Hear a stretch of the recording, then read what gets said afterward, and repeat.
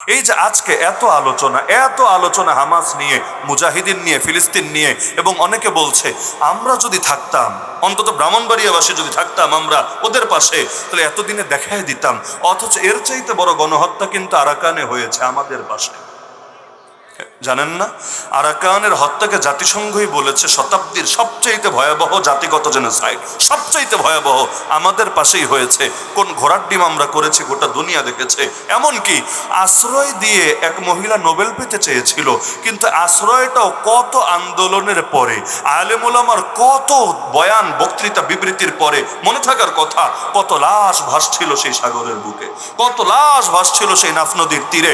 অবশেষে বলতে বলতে লাস্টে গিয়ে আশ্রয় দিয়ে তো নোবেলের স্বপ্ন দেখেছে।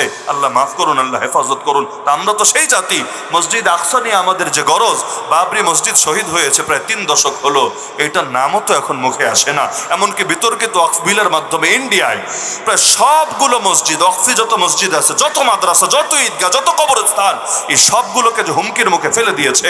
ওদিকে কাশ্মীরের স্বাধীনতা কেড়ে নিয়েছে, এদিকে আসামের লক্ষ লক্ষ মুসলমানকে গৃহহীন করার জন্য, দেশছাড়া করার জন্য কিভাবে তদবির করা যাচ্ছে। এমনকি সুলতান আওরঙ্গজেব আলমগীর থেকে শুরু করে আজমির শরীফ পর্যন্ত বোমা মেরে উড়ায় দেওয়ার প্রকাশ্যে হুমকি দিচ্ছে। কিন্তু এগুলো যেন দেখেও দেখতে পাচ্ছি না। এটা নিয়ে যেন কিচ্ছু বলার নাই, কিচ্ছু করার নাই।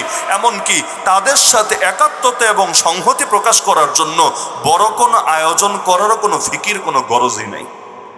আল্লাহ হেফাজত করুন, আল্লাহ মাফ করুন।